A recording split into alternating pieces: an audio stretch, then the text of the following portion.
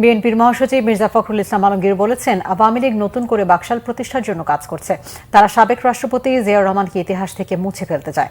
বলেন, সাবেক আইজিপি বেনজির আহমেদকে রক্ষায় তাকে পালাতে সহযোগিতা করেছে সরকার। বিকেলে চট্টগ্রাম মহানগরীর ইঞ্জিনিয়ার্স ইনস্টিটিউট মিলনায়তনে বিএনপির প্রতিষ্ঠাতা ও সাবেক রাষ্ট্রপতি জিয়াউর রহমানের মৃত্যুবার্ষিকী উপলক্ষে আয়োজিত আলোচনা সভায় তিনি একথা বলেন। মির্জা ফখরুল বলেন, বাংলাদেশি জাতীয়তাবাদের রূপকার জিয়াউর রহমান। তিনি বহুদলীয় গণতন্ত্র প্রতিষ্ঠা করেন আর 5 বছর ছিল আওয়ামী লীগের দুঃশাসন। ইতিহাস জিয়াউর রহমানকে ধারণ করেছে। আওয়ামী লীগ সবসময় গণতন্ত্র বিরোধী, 15 বছর ধরে দেশে লুটপাটের রাজত্ব কায়েম করেছে।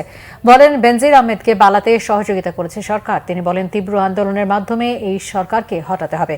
অধিকার প্রতিষ্ঠায় জীবন বাজি রেখে আন্দোলন গড়ে তুলতে হবে।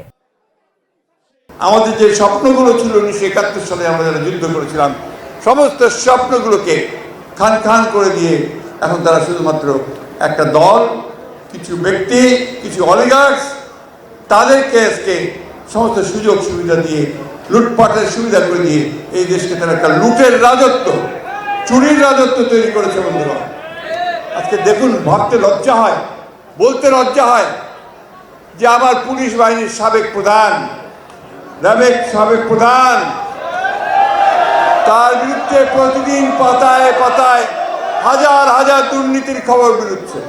আর এই দেখেন, এই সরকার কি করছে, ওই চোরকে, ওই ডাকাতকে তারা বাঁচাবার জন্য গোপনে তাকে পাচার করে দিয়েছে।